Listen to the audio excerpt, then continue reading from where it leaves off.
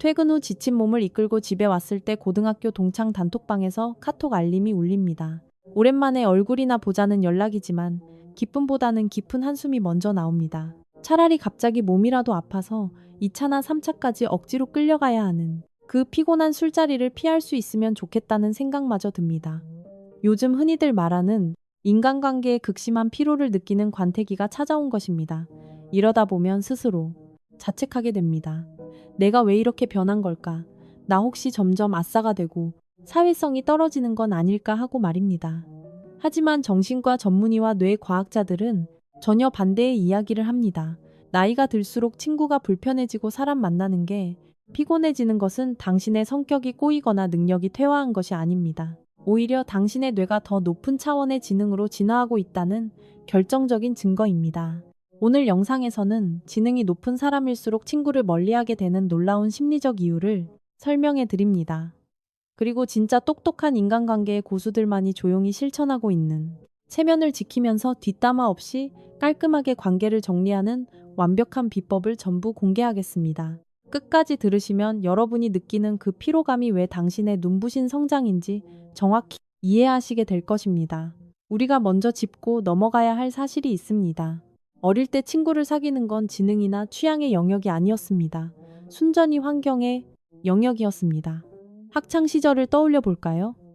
같은 반이니까 친해졌고 짝꿍이니까 말을 걸었습니다. 급식을 같이 먹을 사람이 필요해서 어울렸던 거지 취향이나 가치관이 완벽하게 맞아서 친구가 된 게 아닙니다. 그냥 물리적으로 가까이 있으니까 자연스럽게 섞인 것입니다. 하지만 성인이 되면 상황이 완전히 달라집니다. 특히 25세를 기점으로 뇌의 전두엽이 완전히 성숙해지면 우리 뇌는 생존 우선순위라는 시스템을 가동하기 시작합니다. 이때부터 어른의 뇌는 에너지 보존의 법칙을 따릅니다. 나의 제한된 시간과 에너지를 어디에 쓸 것인지 감정의 투자 대비 수익률을 철저하게 계산하기 시작하는 것입니다. 회식 자리에서 억지로 2차에 끌려갔다 돌아오는 길에 괜히 허무하고 피곤했던 경험 다들 있으실 겁니다. 그건 단순한 피로가 아니라 뇌가 보내는 강력한 거부 신호입니다. 감정적 수익률이 마이너스인 곳에 더 이상 에너지를 낭비하지 말라는 뜻입니다. 따라서 술자리에서 2차를 거절하고 먼저 일어나는 것은 결코 이기적인 행동이 아닙니다. 오히려 지능이 높아진 뇌가 에너지를 가장 효율적으로 재배치하고 있다는 증거입니다. 진짜 똑똑한 사람들은 무의미한 잡담에 에너지를 쏟는 대신 내 커리어를 발전시키고 가족과 시간을 보내며 나의 지적 호기심을 채우는데 그 에너지를 씁니다. 의무감으로 만나던 사람들을 하나둘씩 정리하는 것은 퇴화가 아니라 내 삶의 진짜 중요한 것에 집중하기 위한 뇌의 자연스럽고 똑똑 진화 과정입니다. 뇌의 보상 체계가 성숙해지면 우리는 더 이상 즉각적인 쾌락에 휘둘리지 않습니다. 진화 심리학적으로 볼 때 지능이 높고 시야가 넓은 사람일수록 술자리에서의 무의미한 웃음 같은 즉각적인 만족을 지연시킵니다. 대신 개인의 장기적인 목표와 방향성에 더 큰 가치를 둡니다. 지금 당장 스마트폰을 꺼내 카카오톡 친구 목록을 열어보시기 바랍니다. 스크롤을 내려보면서 연락처에 몇 명이나 있는지 확인해 보십시오. 영국의 인류학자 로빈 덤바의 연구에 따르면 인간의 뇌가 실질적으로 유지할 수 있는 사회적 관계의 최대치는 150명 정도라고 합니다. 하지만 이것도 그저 얼굴만 아는 수준일 뿐 진짜 친밀하게 속마음을 털어놓을 수 있는 관계는 10에서 30명 내외가 한계입니다. 제가 아는 어떤 형님은 카카오톡 친구가 800명이 넘는다며 자신의 인맥 관리에 큰 자부심을 가지고 있었습니다. 그런데 어느 날 큰 수술을 받고 입원했을 때 병문안을 온 사람은 고작 5명 뿐이었습니다. 800명 중에 단 5명만 진짜 친구였던 것입니다. 그제야 그분은 자신이 철저하게 관리한다고 믿었던 관계의 99%가 착각이었음을 깨달았다고 합니다. 우리 뇌는 무한한 데이터를 한 번에 처리하는 슈퍼컴퓨터가 아닙니다. 수백 명의 인간관계를 동시에 관리하겠다는 것은 사회적 권력에 대한 헛된 환상일 뿐입니다. 똑똑한 사람들은 이 뇌의 용량 한계를 본능적으로 알고 있습니다. 나와 맞지도 않는 수많은 사람에게 에너지를 낭비하는 대신 불필요한 연락처를 지우고 관계를 정리합니다. 이것은 결코 차갑고 냉정한 행동이 아닙니다. 스마트폰의 램을 정리하여 속도를 높이듯 뇌에 한정된 용량을 가장 소중한 곳에 쓰기 위한 지능적이고 필수적인 최적화 과정입니다. 많은 사람들이 사회적 지능을 오해합니다. 흔히들 어디서나 주목받고 친구가 많은 이른바 인싸가 되는 것을 사회적 지능이 높다고 생각합니다. 하지만 한국 사회 특유의 인싸 문화에 집착하며 모두를 만족시키려다 보면 결국 극심한 감정 노동에 시달리게 됩니다. 심리학에서 말하는 진짜 사회적 지능은 관계의 양이 아니라 관계의 밀도를 관리하는 능력입니다. 사실 겉보기엔 친구가 많아도 사회적 지능이 턱없이 낮은 경우가 아주 흔합니다. 크게 세 가지 유형이 있습니다. 첫 번째는 맹목적으로 사람들과 어울리기만 좋아하는 유형입니다. 술자리 분위기 메이커로 통하지만 누가 진짜 내 편인지 나를 이용하려는 사람은 누구인지 구별하는 능력이 없습니다. 두 번째는 경계 설정이 약해서 거절을 못하는 유형입니다. 미움받을 용기가 없어서 억지로 웃으며 넘기다 보니 내 에너지만 빼앗아가는 불필요한 인맥만 계속 늘어납니다. 세 번째는 갈등 회피형입니다. 불편한 사람을 단호하게 끊어내지 못하고 좋은 게 좋은 거라며 억지로 관계를 유지합니다. 10년 전에 이미 정리했어야 할 사람을 여전히 만나며 늘 피곤함을 달고 삽니다. 반면에 진짜 사회적 지능이 높은 사람들은 타인의 시선에 기대어 자신을 증명하려 하지 않습니다. 이들은 자신만의 확고한 심리적 경계선을 가지고 있습니다. 내면의 핵심 가치가 단단하기 때문에 굳이 군중 속에 섞여 억지스러운 안정감을 찾을 필요가 없는 것입니다. 나에게 해로운 관계를 조용히 걸러내고 한정된 자원을 내 삶의 본질에 집중시키는 것. 이것이 바로 나이가 들고 경험이 쌓이면서 발휘되는 가장 수준 높은 사회적 지능입니다. 친구가 많아도 불행한 사람들에게는 치명적인 공통점이 있습니다.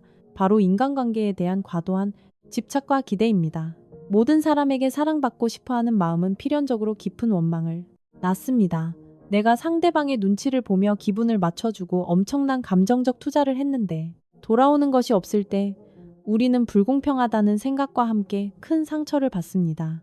내가 너한테 어떻게 했는데 라는 억울함은 애초에 인간관계에서 보상을 바라는 기대치가 너무 높았기 때문에 생기는 당연한 부작용입니다. 한국 사회에 깊이 뿌리박힌 이 숨막히는 눈치 문화는 우리를 더욱 올가맵니다. 남들에게 미움받지 않기 위해 전전긍긍하는 분들에게 베스트셀러 미움받을 용기로 잘 알려진 아들러 심리학의 과제의 분리라는 철학을 강력히 제안합니다. 내가 누군가에게 예의를 갖추고 배려하는 것은 나의 과제입니다. 하지만 나의 친절을 받고 나를 좋아할지 말지는 온전히 상대방의 과제입니다. 정신과 의사들은 모든 사람은 나를 싫어할 권리가 있다고 단호하게 말합니다. 우리가 누군가를 이유 없이 불편해할 수 있듯이 누군가도 나를 싫어할 수 있다는 사실을 우주의 당연한 상수처럼 받아들여야 합니다.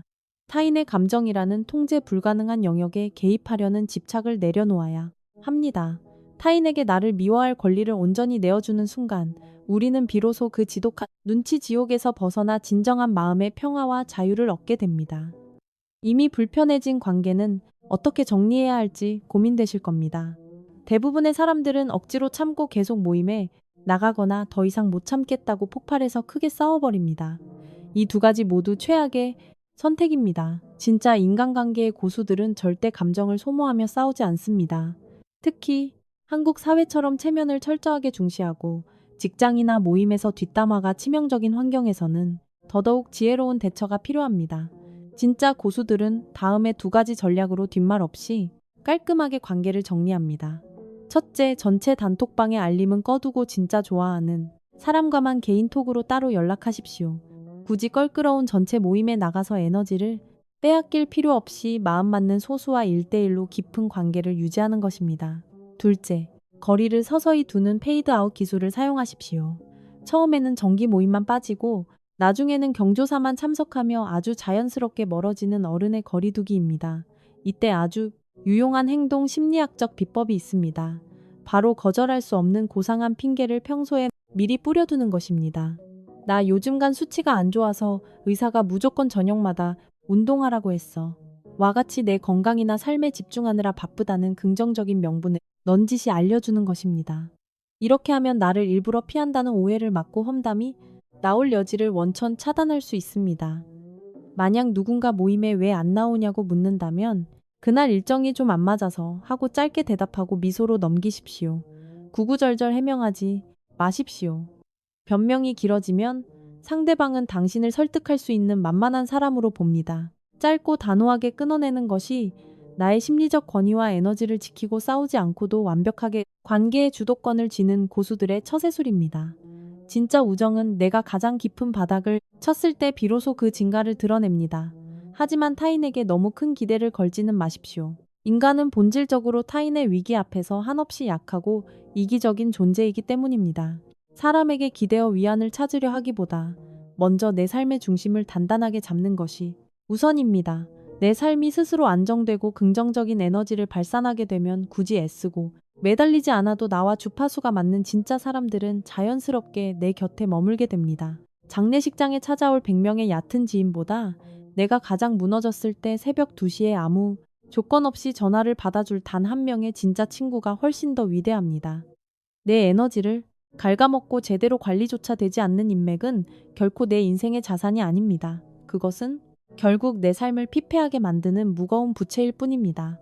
이번 주말에는 피곤하고 의미 없는 억지 모임에 나가는 대신 오롯이 나 자신만을 돌보고 에너지를 채우는 고요한 시간을 가져보시기 바랍니다.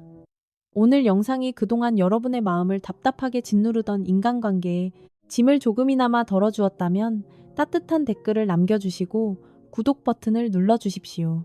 남의 시선에 얽매여 억지로 웃는 삶이 아니라 오직 나를 위해 살아가는 단단하고 지혜로운 인생을 앞으로도 저와 함께 만들어 가시길 바랍니다.